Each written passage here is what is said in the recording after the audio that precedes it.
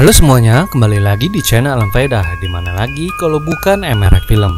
Nah, kali ini gue akan menceritakan sebuah film yang awalnya gue pikir adalah film rasis tergila. Namun setelah gue pikir-pikir, ternyata orang kulit putih sangat kagum pada anatomi orang kulit hitam.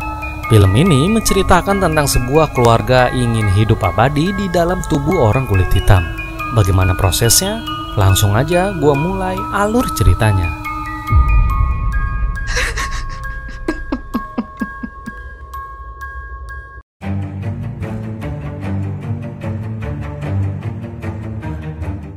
Alkisah diceritakan ada sepasang kekasih bernama Chris dan Rose. Chris adalah seorang pria kulit hitam dan Rose adalah wanita kulit putih. Sejatinya, perbedaan warna kulit sering dijadikan permasalahan bagi sebagian keluarga. Begitu juga dengan Chris yang khawatir ditolak oleh keluarga Rose. Setelah berpacaran selama 4 bulan, Rose mengajak Chris ke rumahnya untuk dikenalkan pada keluarganya. Dalam perjalanannya, Chris menghubungi sahabatnya yang bernama Rod. Rod adalah petugas bandara yang setiap hari mengecek barang bawaan penumpang. Karena pekerjaannya, Rod punya insting yang kuat untuk curiga jika ada hal yang gak wajar. Rod kemudian melarang Chris untuk datang pada keluarga Rose karena perbedaan warna kulit. Saat sampai, Chris melihat tukang kebun ayah Rose adalah pria kulit hitam. Dan saat di dalam rumah, pembantu di sana juga wanita kulit hitam. Sampai di sini gue melihat kasta perbedaan warna kulit. Namun ayah Rose yang bernama Dean menjelaskan bahwa mereka berdua dulunya adalah orang yang merawat orang tuanya. Jadi ketika orang tuanya meninggal, maka mereka tetap bekerja namun menjadi pelayan. Bukan berarti Dean merendahkan, tapi ini respect untuk tetap bekerja di dalam keluarganya. Saat berkumpul, Chris hendak dihipnotis untuk menghilangkan kebiasaan merokok. Namun Chris menolaknya. Diketahui ibunya Rose yang bernama Punten atau Missy bisa menghipnotis seseorang untuk kesehatan. Ingat ya, kesehatan, bukan untuk acara lawak. Sedangkan Dean adalah seorang ahli bedah saraf yang hebat. Tak lama, adiknya Rose yang bernama Tatang atau Jeremy datang dan ikut berkumpul.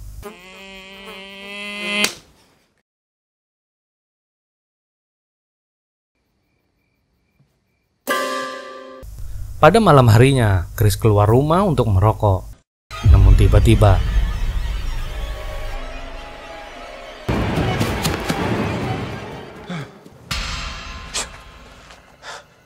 banyak hal yang terasa aneh pada dua orang pembantu Rose. Chris yang ketakutan gak jadi bakar rokoknya. Namun Chris malah bertemu dengan Missy di ruang praktek hipnotisnya. Saat itu, Missy kemudian menghipnotis secara tak langsung agar Chris bisa berhenti merokok. Dengan menjentikan sendok, dia mampu mengendalikan pikiran seseorang. Chris lalu hanyut dalam ruang kosong pikirannya sendiri.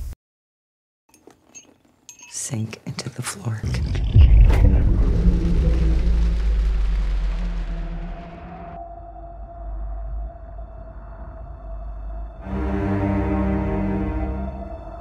Dia bisa melihat namun tak bisa melawan kekuatannya Missy.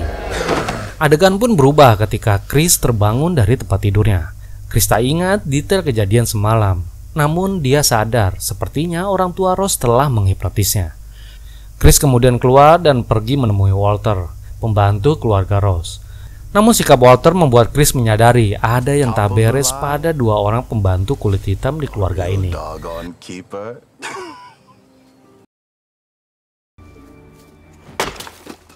Tak berselang lama, keluarga besar Rose datang pada hari ini.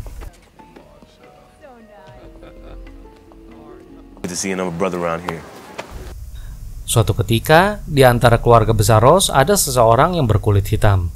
Chris yang melihatnya lalu menghampirinya untuk berkenalan. Namun tatapan pria tersebut juga nampak aneh dan kosong. Seperti hidup tapi tak bernyawa, seperti mencintai tapi tak bisa memiliki. Bang. Gimana sih ini ya? Chris kemudian tambah menyadari bahwa ada yang tak beres pada orang-orang kulit hitam di sini.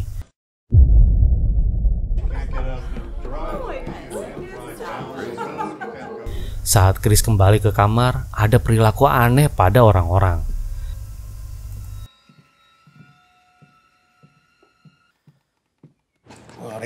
Saat di dalam kamar, Chris kemudian menelepon sahabatnya Rod.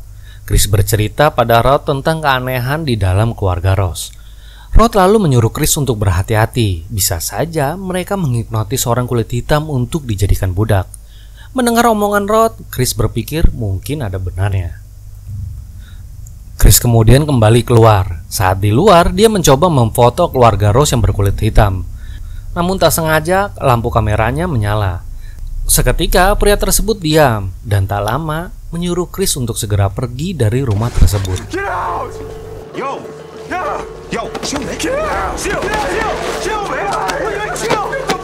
Sampai detik ini, Chris belum menyadari bahwa insting Rod tentang budak adalah kenyataan. Chris yang merasa bersalah ingin pergi dari rumah Ross, namun Ross terus mencegahnya.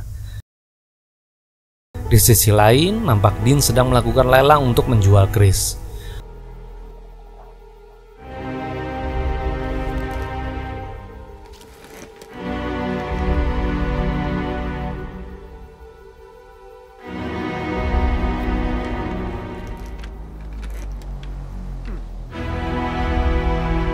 Hari pun menjelang senja. Ross kemudian berpura-pura untuk ikut Chris pergi hari ini.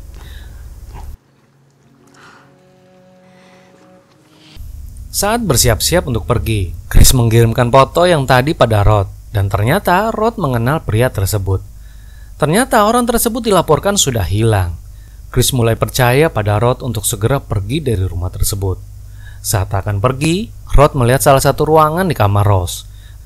Saat dibuka, Chris melihat Ross berfoto dengan banyak orang kulit hitam yang tak lain adalah orang-orang di sekeliling rumah tersebut. Chris semakin yakin bahwa dirinya akan dihipnotis dan dijadikan budak di keluarga Ross.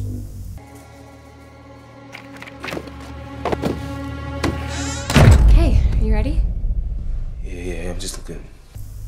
Saat akan turun, Chris kemudian dicegah oleh keluarga Ross. Lalu tiba-tiba, Missy melakukan sihirnya yang membuat Chris tak sadarkan diri. Chris kemudian terjebak di dalam dirinya sendiri. Rod terus mencoba menghubungi sahabatnya, namun tak pernah tersambung.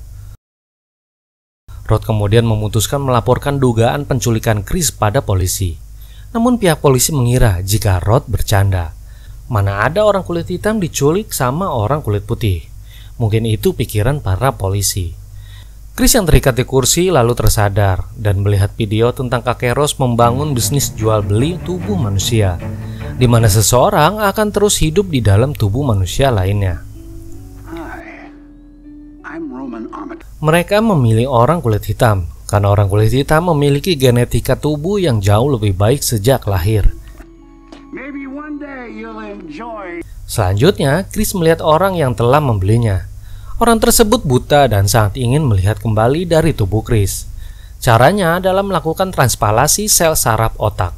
Atau secara sederhananya, otak Chris akan ditukar dengan otak sang pembeli. Sehingga Chris tak bisa menguasai tubuhnya. Namun yang mengerikan, Chris akan selalu sadar namun tak bisa berbuat apa-apa. You're high, man.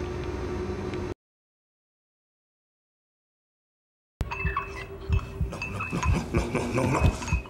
Adegan kemudian berubah saat Dean mulai melakukan bedah saraf pada sang pembeli untuk segera dipindahkan pada Chris.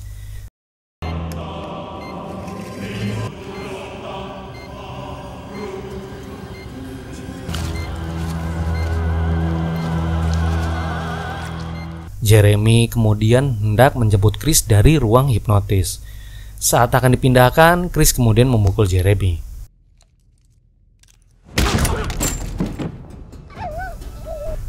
Chris ternyata menyumbat kupingnya agar tidak terjebak cara Missy menghipnotisnya. Tak lama kemudian, Chris membunuh Dean yang sedang membedah.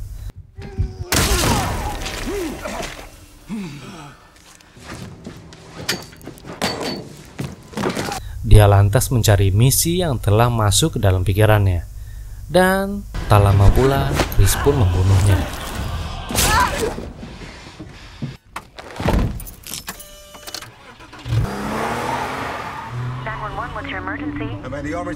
Di samping itu, Ross yang sedang mencari mangsa orang kulit hitam lainnya mendengar suara Chris yang kabur, dan dia pun mengejarnya. Namun tak lama, Chris yang pergi sambil membawa pembantu Rose terlibat kecelakaan. Rose dan pembantu pria datang mengejar Chris.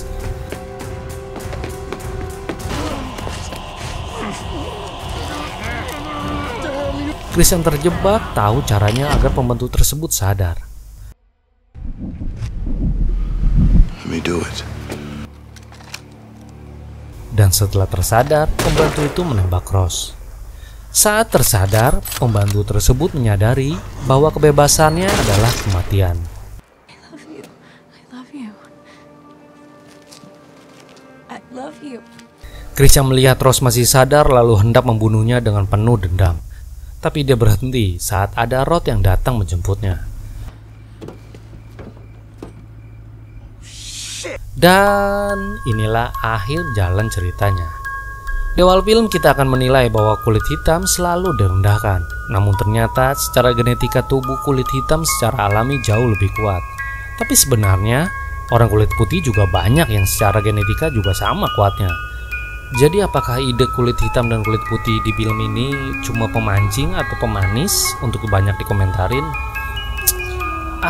Entahlah, tapi bagi gua ide dasar tentang transparansi otak aja udah bikin ngeri. Oke, sekian video gua kali ini dan gua ucapkan terima kasih telah menonton.